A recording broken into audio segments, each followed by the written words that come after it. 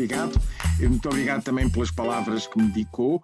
É importante dizer desde já que ali havia uma ligeira discrepância. Eu agora sou presidente da própria faculdade, não apenas do Conselho Ok. Científico.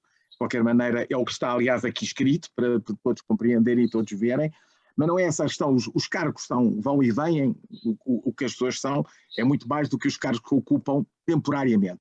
Embora no caso de Setúbal tenham sido 30 anos à frente do museu, não é pouco tempo, e sobretudo o museu ainda não acabou o seu restauro completo, e até esse momento eu estarei sempre, não diretamente, mas indiretamente, à frente desse processo. Portanto, é um prazer voltar a encontrá-lo e a todos, e à Obrigado. professora Lee disse também o meu enorme encanto de a conhecer agora pessoalmente através da imagem, algum dia será em mesmo presencialmente e não apenas virtualmente, e a todos os ouvintes também quero saudar, na medida em que no meio da tarde estar em Portugal, no Brasil, em África, em vários outros pontos, a ouvir falar do Dom Manuel é realmente extraordinário. E porquê? Mas é duplamente extraordinário este ano, porque dentro de alguns dias, exatamente no dia 13 de dezembro, completam-se 500 anos sobre a morte deste rei, efetivamente. E por isso não é uma efeméride por acaso. Quando a professora Anabela Rita me desafiou para a participação no vosso segundo Congresso CIRAL, eu achei que se calhar o ideal era falar sobre o Dom Manuel no ano em que se estavam a completar os 500 anos sobre a sua morte, 1521, 2021. E por outro lado, mas nunca imaginaria que de facto íamos falar quase em cima da data, que é exatamente o dia 13 de dezembro, mas estamos muito próximos.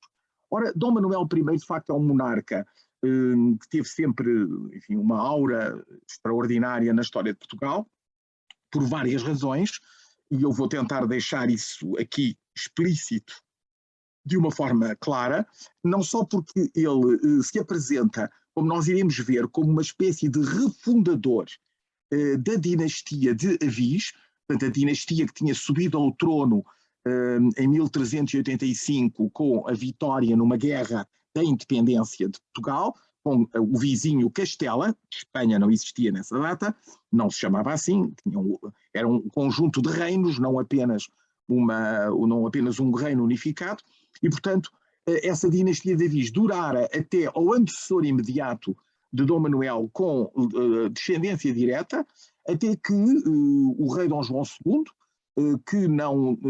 cujo filho legítimo morreu num desastre e cujo ilegítimo ele não conseguiu colocar no trono, acabou por reconhecer este seu primo e simultaneamente cunhado, portanto Dom Manuel era irmão da mulher de Dom João II e ao mesmo tempo primo direito do rei e também irmão da rainha, e é ele que é escolhido efetivamente por Dom João II para subir no trono. Graças a isso ele acabou por ter um cognome muito famoso, o Venturoso. Porquê? Porque ele não era de maneira nenhuma o primeiro na lista da sucessão, só porque morreram vários possíveis candidatos, desde o príncipe herdeiro até aos seus próprios irmãos mais velhos, os irmãos mais velhos de Dom Manuel. Todas essas figuras morreram ou foram mortas, e portanto o único que restava para suceder legitimamente na linha da sucessão ao trono era efetivamente Manuel. Daí a aventura enorme. Por outro lado, o rei que falecia deixava tudo preparado para a grande viagem que vai marcar, ou uma das grandes viagens que vão marcar, viagens de descobrimento marítimo, que vão marcar o reinado de Manuel I, o descobrimento marítimo do caminho marítimo para a Índia, por Vasco da Gama, totalmente preparada por Dom João II e que ele concretiza, e depois a segunda viagem dirigida à Índia, mas durante a qual a frota comandada por Pedro Álvares Cabral toca nas costas do Brasil, e daí dá origem a uma carta absolutamente fantástica e que todos os brasileiros conhecem com certeza. Eu, aliás, fiz parte e organizei em parte a exposição que mostrou essa carta em São Paulo no ano 2000, e que a carta do achamento do Brasil de Pero Vaz de Caminha. e que vem de propósito para Portugal num navio da frota que já não segue para a Índia, vem dar notícia a Dom Manuel do achamento desse território e trazendo a bordo também índios que não imaginaram com certeza quando embarcaram no navio qual era o destino que esse navio teria, para mostrar ao rei, no fundo, não só as notícias da terra, mas também os habitantes dessa mesma terra que havia sido tocada pelos navios que se dirigiam e continuaram a dirigir-se para a Índia. Ora, aqui vemos alguns dos retratos, já tínhamos visto, à esquerda vocês têm o retrato que está nos Jerónimos, no Mosteiro dos Jerónimos, que é um retrato tirado do natural por um grande escultor francês que trabalhou em Portugal, Nicolau Chantrenne. Depois ao centro vocês têm um outro retrato que curiosamente faz parte de um vitral que se encontra no Mosteiro da Batalha, onde o rei ostenta o colar da Tosão de Ouro, uma ordem honorífica extremamente importante na Europa de então, e finalmente um painel votivo que é feito para a Misericórdia do Porto, onde Dom Manuel se encontra com a sua segunda mulher, a Rainha Dona Maria de Castela, e a filharada que ela lhe proporcionou. Atrás do rei, os filhos homens, com o mais velhinho de todos, o sucessor e futuro Dom João III, do lado direito, as filhas mulheres, com naturalmente destaque para aquela que vai ser a mulher de Carlos V, imperador da Alemanha, a Imperatriz Isabel.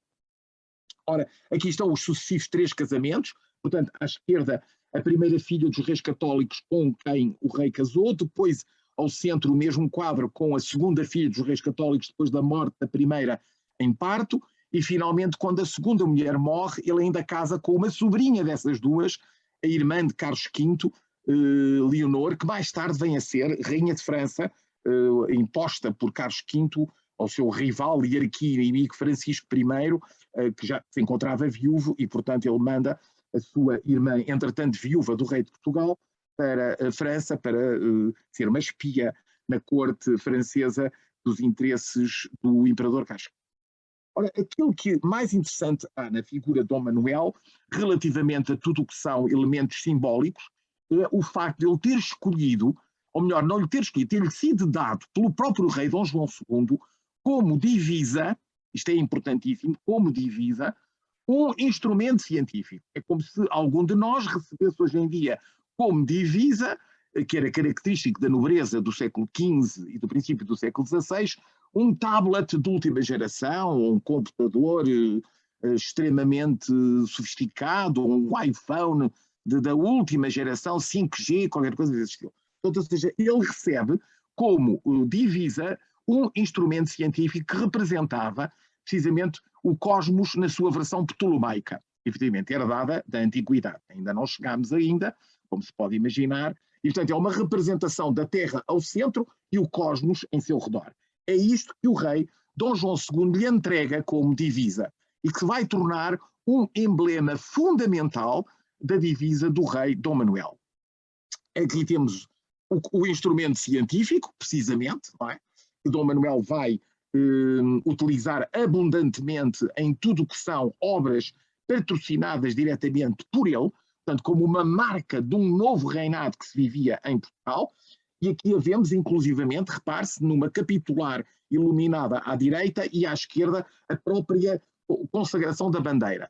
Esta versão da esfera armilar chegou a existir na bandeira do Brasil, Império, naturalmente, e hoje faz parte, como todos sabemos, não é, da bandeira de Portugal, da bandeira republicana de Portugal, por baixo das armas de Portugal, que são, aliás, as mesmas praticamente desde o início da fundação do reino. Ora, e o que é facto é que a divisa, em rigor, o corpo da divisa, porque divisa tem sempre um corpo, ou seja, uma imagem, um objeto, e depois um mote, ou seja, uma frase que está associada. Ora, o rei Dom Manuel é o primeiro em que o mote aparece, mas não é determinante, o corpo sim é absolutamente fundamental. E isso vocês veem aqui, à vossa esquerda, o mote Deo in cielo tibi autem in terra, ou seja, ali está o mote que também pode ter o nome de Spera Deo, esfera de Deus, ou espero em Deus, não é? E, portanto, Deus na terra, tu na terra, Deus no céu, tu na terra, portanto, o rei como representante de Deus na terra, é obviamente isso que ela pretende dizer, e espera em Deus, e por outro lado, vemos esse mote aqui à vossa esquerda, mas depois, ao centro e à direita, a divisa está sozinha, não tem mote associado. E repare-se, uma é um elemento escultórico do claustro real do Mosteiro da Batalha, em Portugal, e o outro é uma encomenda feita na China aos fornos de Jingdezhen, portanto, das coisas mais sofisticadas que havia na China na época, de um conjunto de porcelanas com as armas portuguesas e a divisa do rei Dom Manuel. Portanto, sabemos que estas encomendas são feitas ainda em vida de Dom Manuel e destinadas, muito provavelmente, ao seu serviço. Este é um dos únicos 2 exemplares que existem, os 2 encontram-se em Portugal, e este que vocês estão a ver é da Casa Museu Medeiros de Almeida. Bom, mas entretanto, a divisa multiplica-se de uma forma extraordinária, e não apenas os grandes livros iluminados que marcam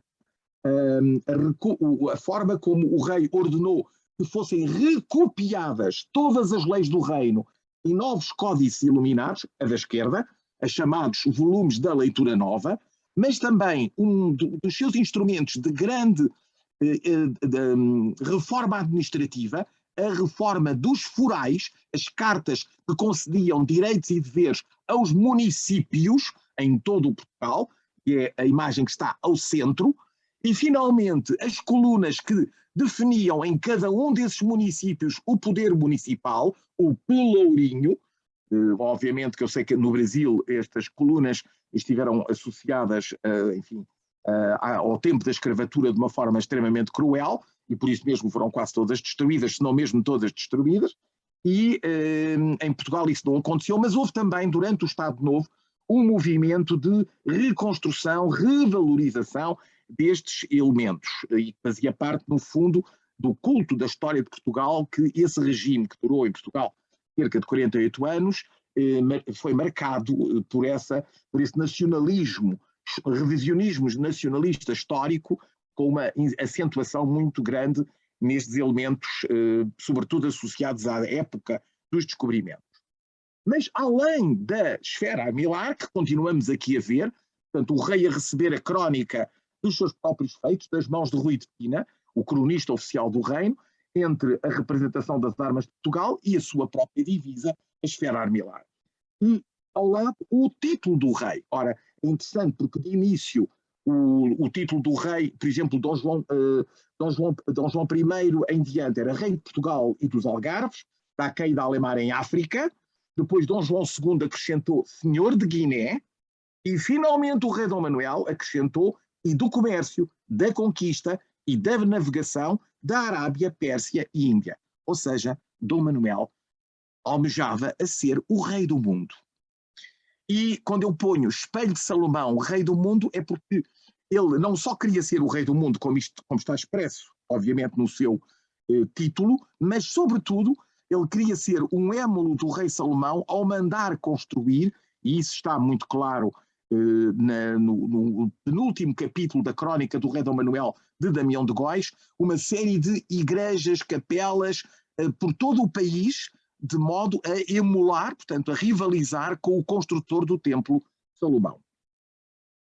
Ora, de facto, a reforma administrativa não se limitou a mandar recopiar em volumes ricamente iluminados as leis antigas do reino, como também mandar fazer os exemplares iluminados dos forais de 800 municípios, que era o que então Portugal tinha, em 301, mas nessa altura tinha 800 municípios, como, sobretudo, para que a administração da justiça fosse efetivamente eficaz, mandar compilar as chamadas ordenações manuelinas, as quais tinham todas as leis destinadas ao julgamento, ao exercício da justiça, e mandá-las imprimir, portanto, na nova tecnologia da imprensa e distribuí-las por todos os municípios do país.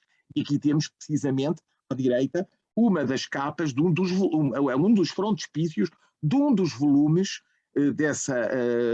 dessas ordenações manuelinas, onde a imagem do rei está perfeitamente afirmada acima das diversas classes em presença, seja dos letrados, seja do clero, seja dos mercadores, seja dos homens que trabalham a terra e que se dedicam também às pescarias no mar, seja dos nobres, portanto, o rei está acima. Portanto, isto é um princípio, obviamente, de uma deriva destes regimes no sentido do absolutismo, que curiosamente nos reinos da Península Ibérica e particularmente em Portugal, teve um precoce desenvolvimento já a partir do século XVI, enquanto, por exemplo, em França, temos que esperar pelo século XVII para que isso efetivamente se manifeste na dinastia Bourbon, de Luís XIII, Luís XIV. Ora, em nós aconteceu tudo isso mais de um século antes.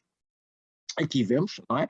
Spera in Deo e fac bonitate, uma vez, aqui está a divisa e com o corpo, que é o objeto, e o mote, e o escudo de Portugal, naturalmente. Ora, e a generalização, aliás, é extremamente interessante a imagem que vemos, as duas imagens da direita.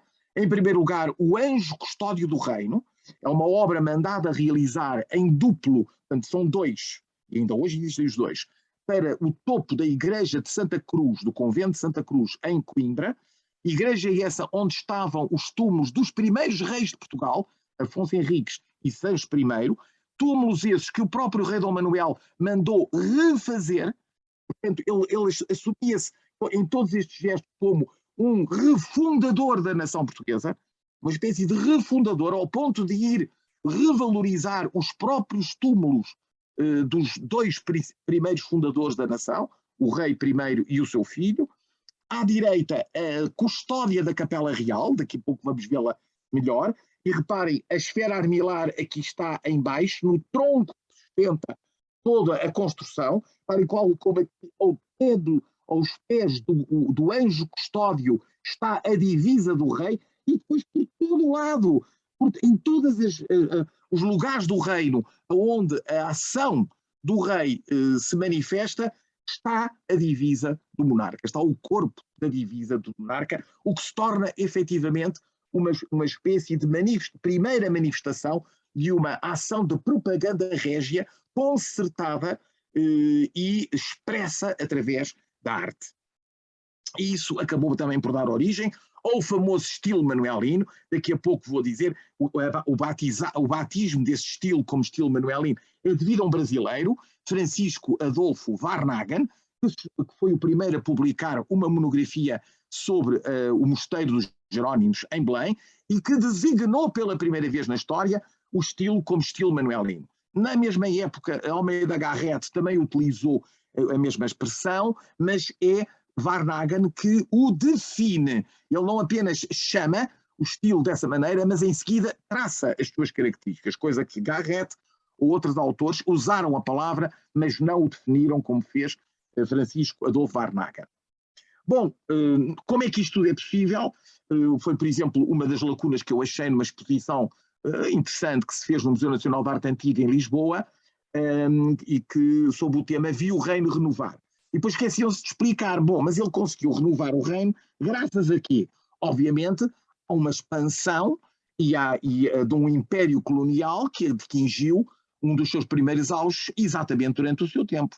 E aqui vemos o resultado das viagens que sucessivamente Colombo, Gama e o próprio Cabral fizeram, e os seus reflexos no famoso mapa de Cantino. O nome é do espião que o roubou da cidade de Lisboa, porque efetivamente ele foi feito por um cartógrafo ao serviço do rei Dom Manuel e destinava-se a mostrar precisamente a terra descoberta até então e reconhecida, nomeadamente a Terra Nova lá em cima, as Antilhas, um bocadinho da Florida e a costa da América do Sul, toda a costa africana rigorosamente representada, e a Índia, a China, a Indochina ou o Japão ainda muito imprecisamente, porque isso tudo ainda tinha que ver com a tradição ptolomaica e ainda não estava, ou melhor, os descobrimentos marítimos dos portugueses não tinham corrigido essas representações geográficas.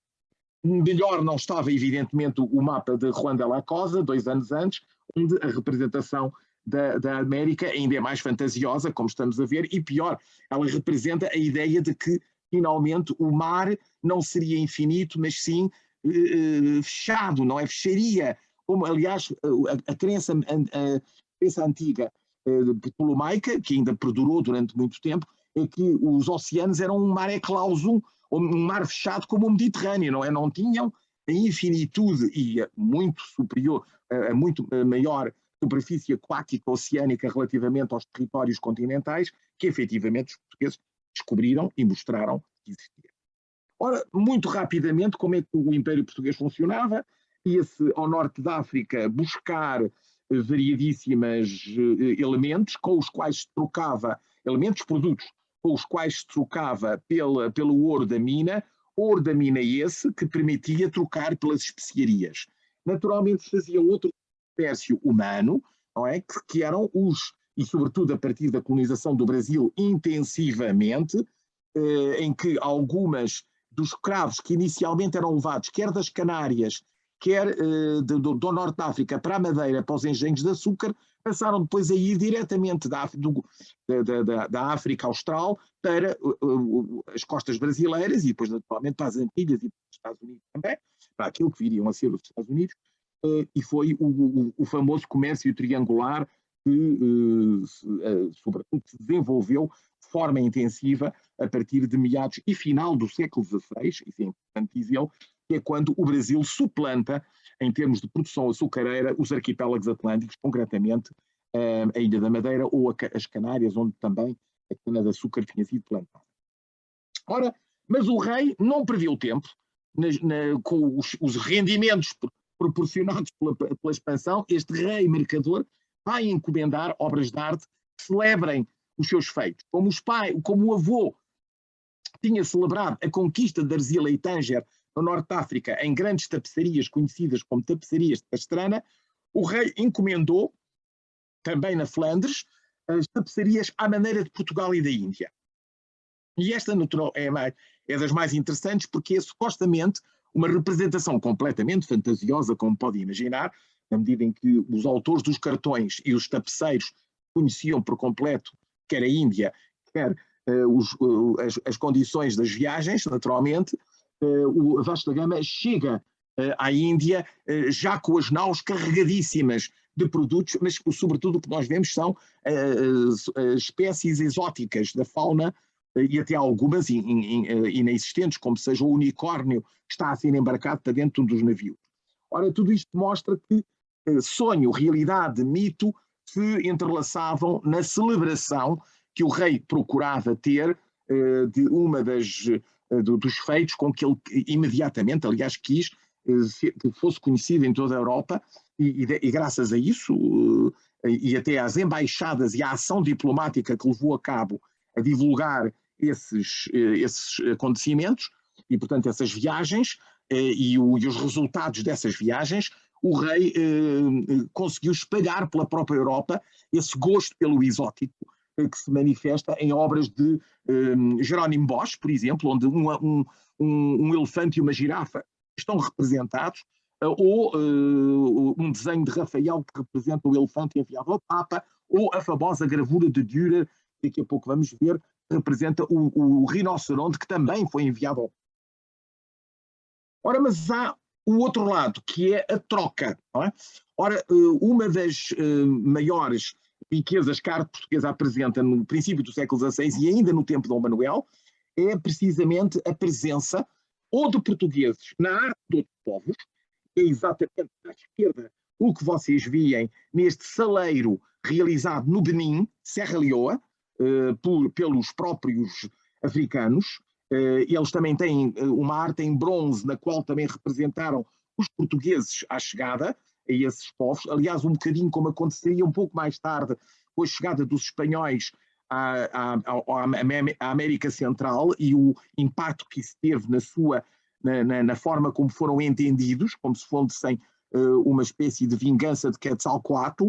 No caso havia uma mitologia de alguns antepassados que regressavam pelo mar. E, de facto, como os portugueses chegavam pelo mar, como os espanhóis depois mais tarde chegarão também às Antilhas pelo mar e ao México pelo mar, havia essa relação com mitos ancestrais dessas culturas. Aqui tivemos precisamente uma espécie de cesta gavional na parte superior do saleiro e depois figuras de navegadores portugueses em baixo, precisamente. Mas o contrário também existiu, ou seja, o rei Dom Manuel tinha uma orquestra de músicos negros. Aliás, é descrita nas crónicas da época. E é talvez a primeira antepassada, como nós vemos aqui, das bandas Dixieland, que deram origem à música afro-americana, tão do gosto, seguramente, todos os que nos estão a ouvir. Ora, é o pormenor que vocês veem na imagem que está em baixo, no centro, e portanto que é uma orquestra que está a tocar durante o casamento entre a princesa Santa Úrsula e o príncipe Conan, na história de Santa Alta e das 11.000 virgens, e que vemos depois a ampliação cá em cima, mas sabemos que o rei tinha esta mesma orquestra de músicos negros. Finalmente, o impacto da chegada ao Brasil é incrível porque os índios que vieram com a carta deixaram também alguma impressão e no retábulo de Viseu há um rei mago que está representado como um índio tupi, tupinambá, não só com o toucado na cabeça, como também com uma seta própria da sua cultura. Estas imagens mostram que, de facto, existe um apelo do exótico e, ao mesmo tempo, também um início de miscigenação artística que vai prolongar-se pelos séculos seguintes. A mesma coisa aqui. Aqui, aliás, comparamos o quadro que representa o índio tupi numa adoração dos macos, querendo representar o novo mundo descoberto na adoração ao menino, e aqui, ao contrário, a inscrição do negro é sempre doméstica na arte portuguesa, e o que é que vemos? É o nascimento de Maria, aqui está a Santa Ana deitada, não é? E quem é que vem trazer a roupa limpa para a parturiente e para a criança é uma escrava negra com um cesto, ainda hoje existem estes cestos em Portugal, com roupa lavada à cabeça. Aliás, a presença destes escravos negros, mais tarde, vai dar origem a um dos mais interessantes quadros que existiram em Portugal, o Chafariz del Rei, mas é de 1570, portanto longe do tempo que estamos a falar, e que é a representação de todos os aguadeiros e negros que tornavam Lisboa uma cidade africana, tanto quanto europeia. Mas o que é mais interessante é este painel realizado, a meu ver, pelo pintor real Jorge Afonso, que seria a predela de uma grande composição do Juízo Final. Infelizmente o Juízo Final perdeu-se, estaria em Tomar, e que representa os vários castigos do inferno, não é? Dos pecados capitais. E reparem que o Arraiz do Inferno está centrado num trono, tem características muito interessantes, porque é simultaneamente um móvel português, mas com incrustações que relevam de outras culturas. Tem na mão uma trompa do Benin, uma trompa de caça em marfim do Benin, e depois na cabeça um toucado de índio brasileiro, e o próprio fato é de penas, não é? Aliás, como o saiote deste que aqui se encontra, a levar um frade sodomita, por exemplo, não é? No centro está evidentemente a ira a ser castigada, aqui a luxúria, aqui a gula, aqui aqui a blasfémia, aqui a gula, e aqui naturalmente também o orgulho, ou a vaidade, ou a ira, não é? Pelos cabelos destas mulheres que estão a ser queimadas. Ora, isto estão a cair os corpos por aqui, por isso eu penso que isto por cima teria uma outra grande composição que representaria o juízo final, e portanto estamos a ver o inferno. O professor Alfredo Margarida teve uma explicação muito interessante para justificar a passagem desta imagem para esta imagem, ou seja, que era a desilusão dos portugueses relativamente à incapacidade de escravizar a população índia brasileira, e daí o recurso à mão de obra escrava negra, não é? E portanto o índio de início tem uma visão, é apresentado por Pedro Vaz de Caminha como vivendo no paraíso terrestre, não é? Eles tinham chegado ao paraíso terrestre, e aqui, ao contrário, é visto como o arraiz do inferno.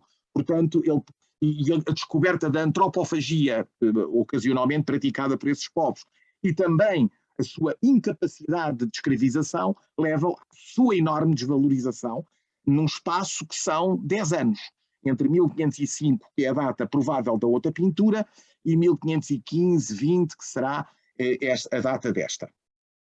Ora, aqui temos uma das ações diplomáticas do rei ao Papa Leão X, e que lhe enviou 2 animais de grande porte. Um elefante, que ficou registado neste desenho de Rafael, e mais tarde copiado também por Francisco de Holanda durante a sua viagem, e que chegou vivo e ainda teve uma longa vida. Há um segundo elefante que é mandado mais tarde para a corte dos Habsburgo e que fará uma viagem pela Europa toda até chegar a Viena, de Lisboa a Viena, entre terra, mar e finalmente rio. Ele vai descer o Danúbio para chegar finalmente a Viena.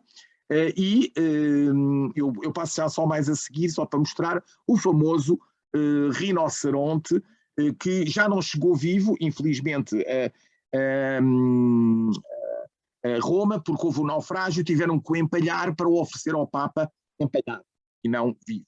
Ora, mas o centro da política manuelina é esta maravilhosa iluminura feita pelo principal iluminador do rei, António de Holanda, que vai ser o pai de Francisco de Holanda, um artista da maior importância na história da arte e da cultura portuguesa, e que representa uma Lisboa que supostamente é no tempo da sua conquista, mas que finalmente é a Lisboa manuelina.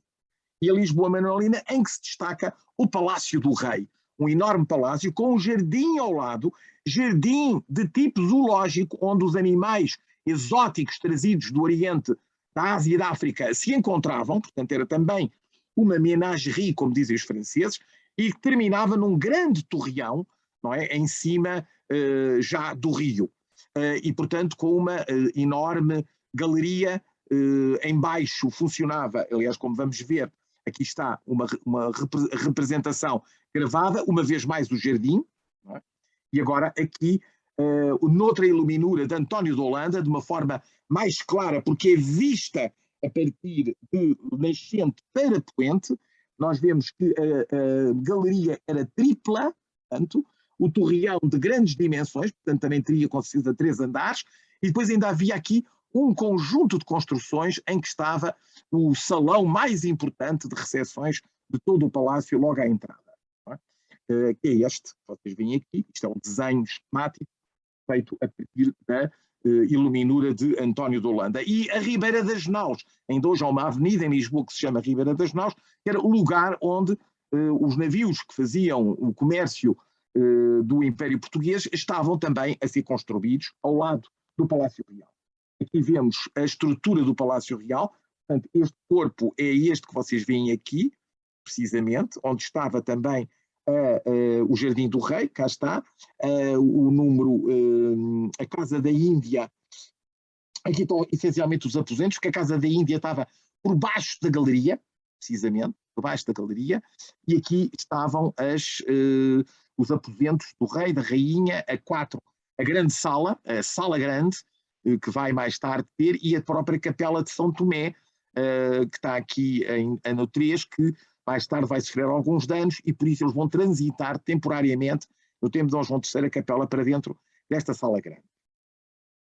Uma vez mais, a visão gravada, o rinoceronte que estava ali dentro, não é? Antes de ser enviado para Roma e morrer no naufrágio, e agora vamos efetivamente então chegar à conclusão do que é que temos efetivamente como obra de arte total. Ora, é evidente que eu sei que o conceito de obra de arte total é um conceito essencialmente formalizado no século XIX, a partir da obra de Richard Wagner, e que queria com ele justificar a sua própria, o novo tipo de ópera que apresentava, onde o texto poético, a música, a encenação e sobretudo os figurinos e os cenários faziam com que fosse a reunião de todas as artes, e por isso mesmo a obra de arte total.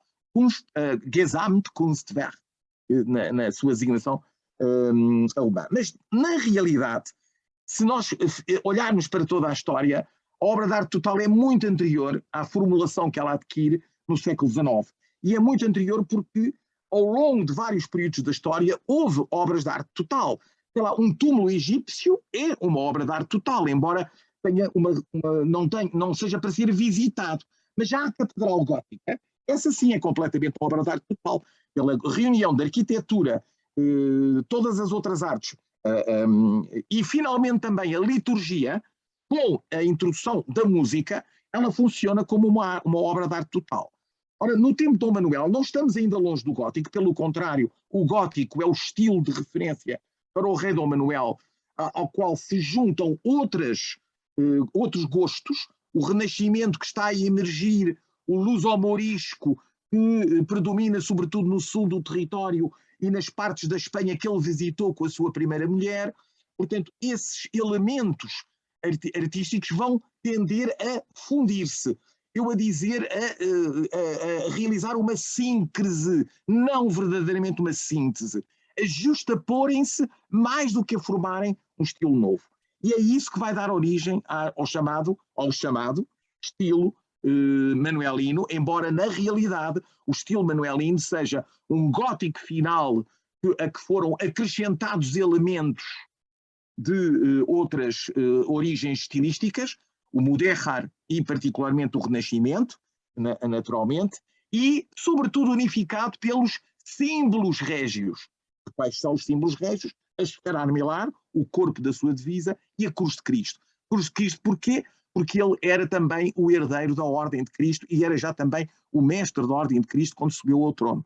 Porque ele herdara os bens, por via dos seus irmãos e do seu pai, dos bens do rei, do infante Dom Henrique, que tinha sido o governador da Ordem de Cristo.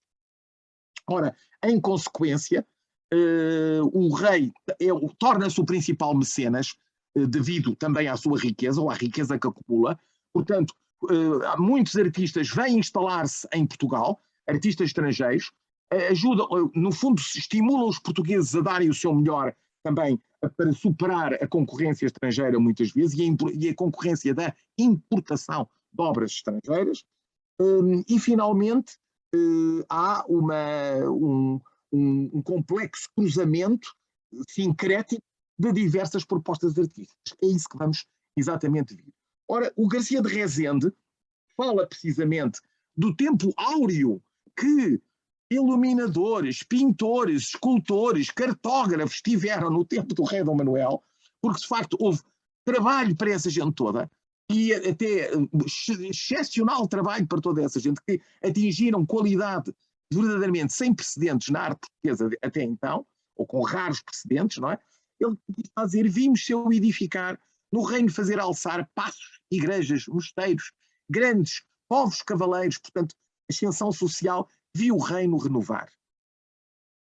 E, de facto, nas origens do estilo manuelino, aqui está batizado pelo brasileiro Francisco Adolfo Bartnagan, temos a Igreja de Jesus de Setúbal, onde eu fui diretor durante muitos anos, 30, como já disse, que era um museu, em que efetivamente se encontrava, e se encontra ainda, na parte de trás, portanto, do convento, propriamente, e é aqui que tudo começa, porque embora esta igreja comece no tempo do seu antecessor, Dom João II, é só concluída no tempo do rei Dom Manuel. E estas colunas torças que vocês veem aqui, muito devem ter influenciado um homem que os brasileiros também, com certeza, conhecem, Frei Henrique de Coimbra. Quem é que foi este homem? O homem que celebrou a primeira missa do Brasil. Mas assim que ele regressou da Índia, foi feito pelo rei Bispo de Ceuta. Instalou-se em Olivença, cidade hoje disputada entre Espanha e Portugal, como todos sabemos, e aí mandou construir a Igreja da Madalena. E a Igreja da Madalena tem exatamente as mesmas colunas torças que ele vira quando fora o confessor das freiras do Convento de Jesus. Esse caráter torcido aparece em inúmeros elementos decorativos do chamado estilo manuelino, como vemos aqui. Isto é o claustro, enfim, ainda com as suas colunas em pedra da Arrábida. E a obra seguinte em que vai estar envolvido Boitaca é a grande obra que o rei Dom Manuel quer, com o qual quer celebrar o descobrimento do caminho marítimo para a Índia, naturalmente, mas o seu novo panteão. Atenção. Ele não queria ser enterrado na batalha, onde estavam todos os monarcas da Viz, de João I e João II. Ele quis fazer o seu próprio panteão. Ele, no fundo, é um refundador de Portugal. Ele é o fundador do grande império português e, portanto, quer ter um panteão próprio. E é aquela Capela-Mor, que vocês veem lá ao fundo, que, curiosamente, viria a ser remodelada pela Nora, e, portanto, os túmulos que lá vemos já não são os que ele quis que se fizessem de início, aliás, ele queria campa rasa para si próprio, mas sim aqueles que a nora, já viúva, mandou fazer para os sogros, para o marido e para ela própria. E, portanto, isto ainda hoje se encontra. Todos os restantes descendentes desta casa estão, evidentemente, aqui representados. Sebastião, o cardeal Dom Henrique e os vários filhos do rei Dom Manuel. Aqui vemos um mosteiro, tal e qual como ele existia antes das reformas que foram levadas a cabo no século XIX, que transformaram muito a torre e também todo o corpo onde hoje se encontra o Museu de Arqueologia. Tudo isto é completamente diferente hoje daquilo que era originalmente. Trata-se, aliás, de uma pintura de 1650 de um pintor português chamado Filipe Lobo, que se encontra no Museu Nacional de Arte Antiga, e onde, uma vez mais, uma negra no seu aparato doméstico, reparem, não é?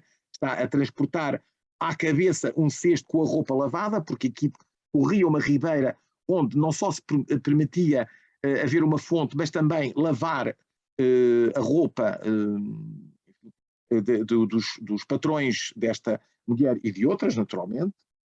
O interior do claustro, onde, uma vez mais, há uma conjugação estilística entre elementos do Renascimento, que se notam perfeitamente nestas pilastras, por exemplo, elementos do gótico final, exatamente, e a simbólica manuelina que está nos medalhões que correm no interior do claustro e que transmitem uma determinada mensagem muito própria da utopia manuelina. A Torre de Belém, que é mandada construir na beira do Tejo para defender o Mosteiro dos Jerónimos, mas também a entrada do Porto, ela cruzava fogo com uma torre muito mais modesta que se encontrava na margem sul do Rio Tejo, e aqui também temos a torre medieval, o baluarte renascentista e as cúpulas mudéjares, não é? E ainda, se vocês forem reparar, características, a esfera armilar, uma vez mais, duplicada cada lado das coroas nacionais, e ainda as características, a cruz de Cristo, aqui perfeitamente também visível, nos merlões deste varandim, e depois todas as características ainda da construção gótica. Um bocadinho atarracada relativamente àquilo que era a proporção habitual das torres góticas. Mas porquê? Também já estamos no tempo da artilharia. E a artilharia não precisa ter torres muito altas. Porquê? Porque são os alvos mais fáceis para os tiros dos canhões. Ora, ele queria ser de tal maneira o refundador da nação portuguesa que vai terminar aquilo que eram as capelas funerárias do seu próprio bisavô, o rei Dom Duarte, desculpem, avô direto, o rei Dom Duarte, era o pai do pai de Dom Manuel, portanto o infante Dom Fernando, irmão de Dom Afonso V, e portanto ele manda concluir o portal em 1506 e finalmente os arranques para uma abóbada que nunca chegou a ser terminada e que já tinham todas as características manuelinas, nomeadamente um conjunto de cápsulas de papoila, elemento decorativo, que é muito interessante porque tem um simbolismo muito particular. A cápsula de papoila, quando abre, lança todos os seus estames abundantemente para, para a atmosfera e para a Terra. E, exatamente, é uma metáfora da justiça divina e daquilo que deve ser a justiça do rei, igual para todos. Mas a primeira tentativa de obra de arte total vai aparecer na Ordem de Cristo em Tomar, que tinha sucedido à Ordem dos Templários no nosso país e de que o rei era mestre quando subiu ao trono. Portanto, repare-se, não é? E é aí que ele procura logo a primeira conjugação. A vermelho nós temos a rotunda dos Templários, portanto, ainda do século XIII, não é? Que ele manda abrir para acrescentar uma nave com um coro para os frades. Por baixo há uma sala do capítulo, onde a igreja muito reduzida, porque isto não seria propriamente uma igreja muito pública. Mas sim, podia ser, mas não com uma nave muito grande. Ora, ele vai redecorar integralmente com escultura, pintura e fresco, estuques decorativos, todo o interior da charola, portanto a parte redonda, aqui, exato, com enormes pinturas. Estas pinturas, é importante dizer-vos, têm 4 metros de altura e 2 de largura. não há igual como pintura a óleo no resto do mundo. Só a fresco é que há pinturas tão grandes, como é evidente, mas não em madeira. São absolutamente únicas. Eram 12. Infelizmente só restam 6, porque as invasões francesas usaram seguramente bocados destes quadros para se aquecerem. Juntamente com o cadeiral maravilhoso dos frates, que existiam aqui à volta, e que eles também desmantelaram integralmente para poder usar nas fogueiras com que se aqueceram quando ficaram alojados no convento de Cristo. Aqui temos o portal, já desenhado por João de Castilho, o homem dos Jerónimos, o segundo arquiteto dos Jerónimos, e a fachada ocidental de onde está, porventura, consagrada a ideologia manuelina em pedra, que é a famosa janela da sala do capítulo, não é? Em cima de uma figura de Jessé, abrem-se 2 grandes troncos, depois se unem novamente, e o que é que aqui apresentam? O reino de Portugal e a própria ordem de Cristo, e depois, de novo, os símbolos do rei, a divisa do rei de Portugal. Ou seja, o que é que esta imagem está a tentar transformar-nos é Portugal era o país teóforo, ou seja, o país que levava Deus ao resto do mundo. Aliás, essa ideologia neocruzadista já tinha ficado consagrada nos famosos painéis de São Vicente, 1471, no tempo do Afonso V, precisamente. Agora concretiza-se, mas num plano em que já não é uma conquista do Norte da África, mas sim a ideia do Dom Manuel ser o rei do mundo. As obras, aliás, há bocadinho eu já tinha falado delas, exato, agora, é porque na batalha também é acrescentado este lindíssimo conjunto de reixas ou grelhas no claustro real, quase sempre com a decoração da Cruz de Cristo e da esfera armilar, portanto, os símbolos pessoais do rei, e agora vemos também os grandes pintores que estiveram ao serviço do rei. Desde logo, em primeiro lugar, Jorge Afonso, pintor régio, que trabalhou para o rei Dom Manuel e para a sua irmã, a rainha Dona Leonor, que ainda ficou viva, a viúva de Dom João II, para lá do próprio rei Dom Manuel, portanto ela morreu só depois do irmão, em 25, o rei morreu em 21, ela morreu em 25, trata-se do retábulo do Mosteiro da Madre Deus. Aqui o retábulo do Funchal, já vamos voltar a ele, porque ele faz parte da tal lógica da obra de arte total manuelina. Porquê? Porque é o único que resta na moldura original. Isto é a reconstituição que eu faço, porque os quadros já não estão na moldura original, estão no Museu da Arte Antiga. A mesma coisa aqui acontece, até com as falhas que vocês veem, que eu próprio analisei e estudei, mas reconstituo como ele deveria ser originalmente na Capela Mor do Convento de Santiago, em Palmela, da Ordem de Santiago. Aqui em Setúbal, já que estamos a falar, o Convento de Jesus, que tem um fabuloso retábulo, exatamente, que se organizaria assim na Capela Mor. Hoje as tábuas perduram todas, estão completas, mas as molduras originais não. E aqui vemos talvez o tema mais interessante, que é copiado de um quadro flamengo, que é a aparição do anjo às 3 santas fundadoras da ordem, fundadoras e reformadoras da Ordem Clarissa, Inês e Clara, e depois Coleta, e ele localizava-se no altar-mor da Igreja de Jesus, que vocês estão a ver. Isto é a planta, há pouco já viram a igreja por dentro. E também a importância da azulejaria, que ele vai buscar ao sul de Espanha, a Sevilha, traz para Portugal e torna-se, a partir desse momento, uma arte nacional. Vai começar a ser fabricada no território português, bastante mais tarde, naturalmente, mas e que se tornará, ou melhor, fará de Portugal o país dos azulejos. E a famosa custódia de Belém, oferecida, atribuída ao mestre de cerimónias do rei Gil Vicente, o mesmo que é o dramaturgo. Eu pelo menos considero que é a mesma pessoa, não vejo justificação para não se atribuir. Isto vai com certeza desencadear alguma discussão relativamente à questão que está aqui em causa, que é, então, mas o literato é simultaneamente o Orives. Em primeiro lugar, a questão que temos que colocar aqui é que este literato é também um mestre de cerimónias, organiza festas. E como encenador que é e autor do texto, ele próprio também organiza as encenações e, portanto, deve ter com certeza, organizado o vestuário, os cenários, os figurinos dos autos que fazia representar, não só na corte do rei Dom Manuel, também na corte da rainha Dona Leonor, sua irmã, mas que vivia separada do rei, assim como noutras ocasiões onde passou, nomeadamente em Bruxelas, onde fez representar também peças. Ora, na realidade, portanto, o mundo de Gil Vicente não estava longínquo das artes visuais, ao contrário. É um bocadinho o nosso preconceito de que um autor de artes visuais não é um autor manual e, portanto, não pode ser um intelectual, e, portanto, não pode ser um autor de uma obra plástica.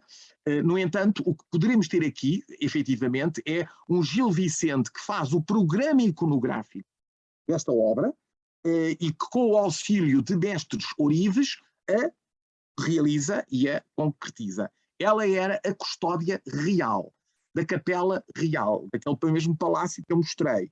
Mas foi feita com o ouro trazido por Vasta Gama como pagamento de vassalagem do rei de Quiloa, em África. E, portanto, o primeiro ouro que chegou a Portugal dessas paragens foi usado pelo rei Dom Manuel para fazer esta custódia e outras obras que estão documentadas, mas a única que restou até nós é exatamente a obra que nós vemos. E ela tem tudo, tem, em primeiro lugar, no pé, todo um conjunto de representações de fauna e flora exóticas, depois a esfera armilar, como se o tronco que nós vimos na janela de Tupar tivesse também, de alguma maneira, aqui representado, e finalmente, o que é toda a parte superior? É a adoração do Santíssimo Sacramento que estaria aqui dentro, precisamente pelo apostolado, isto são os apóstolos. E por cima, o que é que nós encontramos? Encontramos a pomba do Espírito Santo e a figura de Deus Pai. Portanto, estão aqui as três pessoas da Santíssima Trindade, Cristo, através, evidentemente, da hóstia consagrada, o corpo e o sangue, o corpo de Cristo, como sabemos, não é?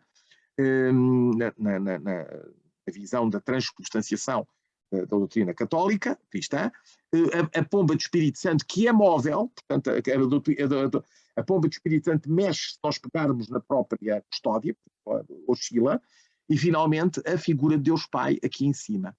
Portanto, temos a representação perfeita, no fundo, da Santíssima Trindade, da adoração da Santíssima Trindade por parte dos 12 apóstolos. E o que é Dom Manuel? O Dom Manuel está a continuar a missão dos apóstolos. Ou seja, ele está a levar a palavra de Deus a todos os cantos do mundo e a todos os povos do mundo. Por isso ele não só é o espelho de Salomão, como também é o rei do mundo. Ele vai tentar ser a utopia medieval do rei do mundo, que era o rei que iria levar toda a civilização ao resto do globo, a civilização europeia cristã ao resto do globo. E, de facto, vai se concretizar de uma forma muito clara na Sé do Funchal, porque a Sé do Funchal, como vamos ver, como foi criada como diocese, era a diocese de todo o mundo descoberto e por descobrir, ou seja, era a diocese do resto do mundo. E por isso mesmo, ela ainda hoje conserva, graças ao facto de a Ilha Madeira nunca ter sofrido nem um terremoto, nem, enfim, as vicissitudes, invasões francesas, as vicissitudes que outros pontos do território português sofreram, ela conservou intacta todas as características da obra de arte total que é a sua catedral, como nós vamos ter no final a prova disso na demonstração. Ora, como eu estava a dizer, Gil Vicente não é só o fundador do teatro português, é também o mestre de cerimónias do rei. Ou seja, ele que organiza os espetáculos, as festas, eventualmente também os cortejos reais. Dom Manuel gostava, de acordo com o que relata Damião de Góis, de sair às ruas de Lisboa acompanhado com um séquito onde iam em jaulas os animais ferozes que lhe tinham trazido da Índia, cavalos da Pérsia, o elefante. Portanto, ou seja, ele gostava de uma exibição, e depois vestido naturalmente com todos os atavios que também a sua riqueza lhe permitia, não só com tecidos caros que importava seguramente de vários pontos da Europa, mas também com peças que vinham do seu império. Ele gostava de todo esse espetáculo e, portanto, Gil Vicente é, sem dúvida nenhuma, o primeiro grande mestre de cerimónias do rei. As coisas mudaram depois da morte do rei, em que Gil Vicente também, talvez por um aprofundamento cada vez maior de questões humanísticas, começa a desenvolver autos cada vez mais complexos, do ponto de vista da organização textual, mas também, evidentemente, das referências culturais, e, portanto, acabará naturalmente por o seu caráter até satírico e de crítica dos costumes, nomeadamente o Alto de Inês Pereira, que estamos aqui a ver, é extremamente curioso, não é? É baseado num mote que é dado, não é? Mais vale asno que me leve que cavalo que me derrube, não é? Portanto, a Inês Pereira primeiro casou com um homem que era, enfim, um homem muito bonito, muito atrativo, mas que era terrível, não é? E que fazia ter uma vida bastante difícil. Até que, enfim, ele morre numa circunstância qualquer e ela então escolhe um homem que a leva ao colo, ou que leva às costas, não é? Em que ela põe na cabeça, inclusivamente, duas telhas, lousas, para fingir orelhas de burro, e, portanto, no fundo, uma vez mais vale asno que me leve, ou burro que me leve, do que cavalo que me derrube, não é? Portanto, eu viverei sempre melhor na companhia de um asno do que propriamente na companhia de um cavalo que eu não consigo controlar e que me vai derrubar. À esquerda vocês têm os famosos autos das embarcações, rigorosamente não há 3 barcas, há 2, a embarcação da Glória e a embarcação do Inferno. Quem não vai logo diretamente para o Inferno vai para a praia purgatória à espera de que seja remida a sua alma para poder entrar na Barca da Glória, e finalmente na Barca da Glória então entrarão apenas os simples de espírito e os cavaleiros que lutaram pela expansão da fé cristã e morreram dessa forma. E depois à vossa direita tem o Alto Mofinamentos, que é um alto de moralidade representado diante da Rainha Dona Leonor, em que curiosamente termina com uma cerimónia quase pascal, portanto temos aqui também cerimónias religiosas envolvidas, ou uma cerimónia natalícia, desculpem, envolvidas num alto sacramental e num alto de Gil Vicente, mas que, na realidade, contém, entretanto, o entremês da Mofinamentos, não é? Uma rapariga que tem um pote de azeite e com ele começa a sonhar tudo aquilo que vai poder comprar com o lucro que realizará do pote de azeite. Até que a certa altura, com tanta alegria e tanta agitação, o pote cai no chão e parte-se. E o azeite derrama-se completamente. Portanto, ou seja, é uma alegoria também à soberba excessiva e, sobretudo, a um idealismo e a um sonho que muitas vezes não tem correspondência com a realidade. Portanto, as várias peças de Gil Vicente, que por um lado representaram a mentalidade religiosa do tempo do rei Dom Manuel, a crítica social que se podia fazer nesse mesmo tempo, mas que depois deixou de se poder fazer quando as obras de Gil Vicente vão ser todas reunidas e compiladas, serão objeto de censura. Portanto, no tempo de Dom Manuel vivia-se um ambiente bastante mais distendido do que se veio a viver no reinado do seu sucessor, com a introdução da Inquisição. No reinado de Dom Manuel houve também problemas gravíssimos, como vocês sabem, da conversão forçada dos judeus ao cristianismo. Portanto, foi uma das condições impostas para o casamento com as filhas dos reis católicos, que o rei de Portugal queria casar com os filhos dos reis católicos e vir algum dia poder herdar os outros reinos da Península Ibérica, ele tinha que expulsar os judeus, como os reis católicos tinham já feito. Dom João II, numa primeira fase, tinha também, de alguma maneira, cumprido esse desidrato, mas disfarçado através de conversões forçadas, de pagamentos, enfim. O rei Dom Manuel fez uma cerimónia, muito ao gosto dele, não é? Uma cerimónia teatral em que batizou por atacado o conjunto de judeus que se encontravam prontos para partir. E de repente ficaram cristãos novos. Portanto, uma espécie de varinha mágica que era a água benta, eles ficaram cristãos novos. Ora, esta diferenciação vai criar uma situação bastante dramática na vida portuguesa, na medida em que passa a haver, sobretudo a partir da criação da Inquisição, uma diferenciação entre cristãos novos e cristãos velhos. Aquilo que Dom Manuel proibira durante uma parte do seu reinado relativamente à indagação daquilo que era a veracidade da fé cristã desses mesmos cristãos novos, passou a ser o objeto da ação da Inquisição a partir de Dom João III e, portanto, a Inquisição durante 3 séculos perseguiu todos aqueles que suspeitava de serem cripto-judeus portanto, a certa altura, como os cristãos novos se puderam fundir com as outras camadas da sociedade livremente, a certa altura uma parte substancial da população portuguesa era passível de ser sujeita à suspeita de cristãos novos. E essa circunstância também levou o próprio poder real a criar os atestados de limpeza de sangue, que limitava fortemente a ascensão social que dentro da sociedade portuguesa era permitida, e muitas vezes autorizada, entre camadas do chamado povo para universos quer do clero, quer da nobreza. Foi fortissimamente limitado a partir da introdução da Inquisição, assim como, por exemplo, a nobilitação de escravos negros, libertação e nobilitação de escravos negros, isso que aconteceu com alguma frequência durante o século XVI, passou a ser fortemente limitada a partir dos reinados dos Filipes, portanto, de quando Filipe II se torna rei de Portugal a partir de 1581, exatamente porque há aí uma limitação fortíssima em termos de lei, a exigência de atestados de limpeza de sangue para qualquer ascensão social ou mesmo a atribuição de qualquer título de nobreza. Portanto, há um fechamento muitíssimo acentuado que não existiria no tempo do rei Dom Manuel, ou mesmo nos seus antecessores, e que foi progressivamente sendo criado a partir desta fase já áurea do Império e que veio a causar uma apropriação pelo lado da classe dominante, nobiliárquico-eclesiástica, no fundo de todo esse poder, e com um grau zero praticamente de partilha, não é? Portanto, mínimo de grau de partilha. Ainda nesta altura se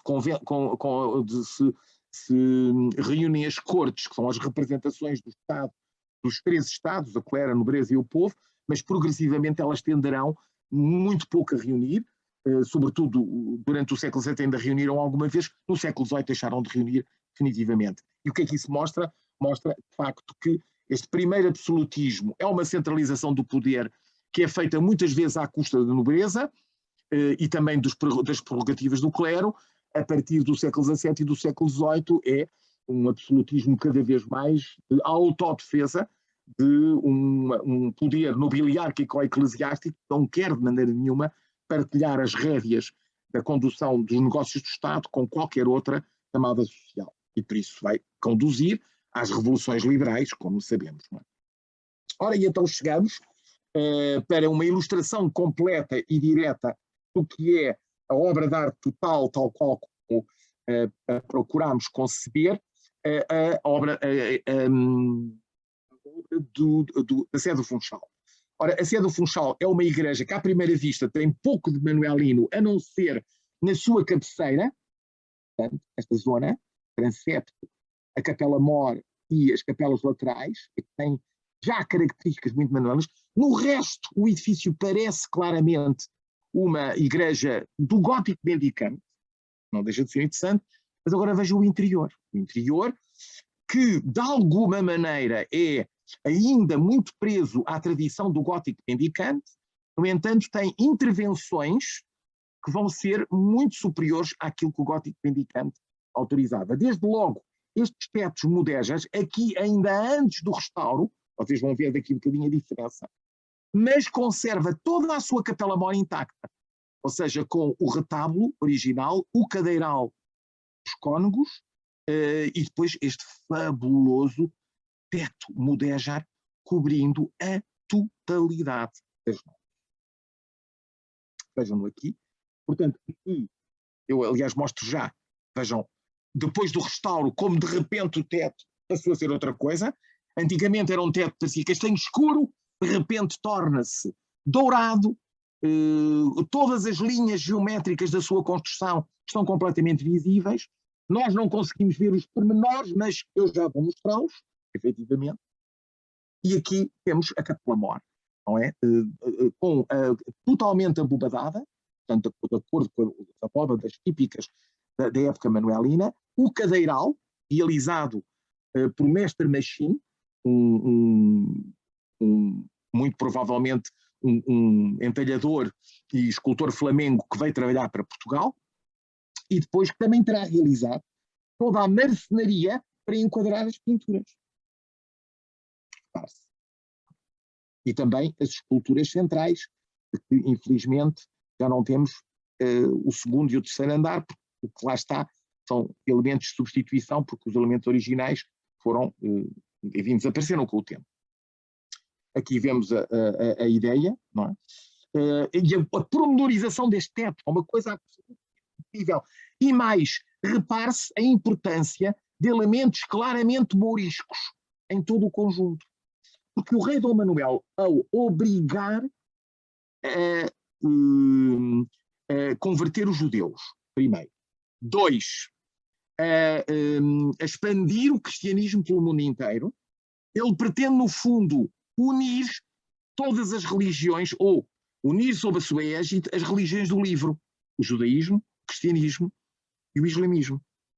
A própria Igreja, ela, com o seu espaço unificado, que se vê muito bem aqui, o seu espaço unificado, sem divisões, nisso ultrapassa o gótico, portanto o gótico, com o seu espaço hierarquizado, já está aqui ultrapassado com um espaço unitário e isótropo, ou seja, homogeneamente iluminado. A nave central não é mais iluminada do que as naves laterais, é iluminada por igual. Ele procura, no fundo, com todos estes elementos que juntam, no fundo, a espacialidade e, sobretudo, os elementos decorativos que caracterizam as três religiões do livro, ele está efetivamente a caminhar neste sentido de integração completa daquilo que seria, sob a sua égide, uma nova era, a era do Espírito Santo. Aliás, é extremamente interessante que estas ideias joaquimitas tiveram imensa influência no Império Português, ao ponto do culto do Espírito Santo, ainda hoje vivo, que é um culto de matriz igualitária, vive nos Açores e em grandes partes do Brasil, em grandes territórios do Brasil, que sofreram, evidentemente, a colonização e o povoamento de açorianos, mostrava que há uma utopia de fusão religiosa, não assumida diretamente, mas implícita na própria tentativa de criar espaços onde todos se sintam bem. Os judeus convertidos, os mouros convertidos e, finalmente, os velhos cristãos também. Aqui temos o exemplo. Agora, repare-se, e ao mesmo tempo também, não apenas o dourado, mas também a policromia extremamente delicada que encontramos. Isto são mucarnas típicas da arquitetura muçulmana, como é que aqui são transferidas, e depois toda a decoração que nós vemos aqui que encontramos na escultura manuelina e também na iluminura. Eu estou mesmo, aliás, convencido que os desenhos para estas decorações foram fornecidos pelo scriptorium do Palácio do Rei, dirigido por António de Holanda, porque aparecem não apenas elementos da decoração manuelina, da decoração mudéjar, mas também da decoração renascente. Portanto, o tal sincretismo artístico que encontramos no reinado de Dom Manuel manifesta-se totalmente na sua obra de arte total. Repare-se, não é? E ainda temos depois suspensos do centro, não é? Das mucarnas ao contrário, portanto, estas peças de orivesaria ainda as originais, é importante dizê-lo, não serão as manuelinas, mas são as do século XVII. E penso que mesmo a última imagem, não, o efeito final, de facto, temos que pensar que a obra de arte total era completada pela liturgia. A própria liturgia concedia a este espaço um espaço que não era apenas um espaço estático, era um espaço em movimento, falante ele próprio, na medida em que a imagem, o som, a música e também a palavra inundavam todo o espaço. Ao púlpito, aliás, ele está numa das imagens, vê-se é exatamente aqui. Aliás, está aqui. Eu tenho uma imagem onde ele se vê melhor, mas pronto, exato. Mas penso que está aqui, exatamente, é aqui. Estão a ver aqui o púlpito. Exato, em pedra da Rábida, curiosamente, é a mesma pedra de Setúbal, foi levada com certeza para servir de lastro aos navios. Finalmente, e para terminar, 2 imagens de António de Holanda, são as exéquias do rei Dom Manuel, o momento em que ele sai do Palácio da Ribeira, parem aqui este pouco, as arcadas, não é? O seu corpo é transportado e finalmente colocado no Mosteiro dos Jerónimos, ainda inacabado, mas que foi, enfim, provavelmente encenado em madeira para realizar-se as exéquias do rei, que ficou, entretanto, enterrado numa capela do tempo do infante Dom Henrique, que ainda ali existia, e depois o seu corpo apenas trasladado em 51, quando o mosteiro já estava completamente terminado. E a outra cerimónia que se desenrola logo a seguir, que é a quebra dos escudos e a aclamação do filho. Portanto, o rei está aqui a ser deitado naturalmente à sua sepultura, e aqui percorrem a cidade de Lisboa os representantes quebrando os escudos e aclamando o seu sucessor. Muito obrigado.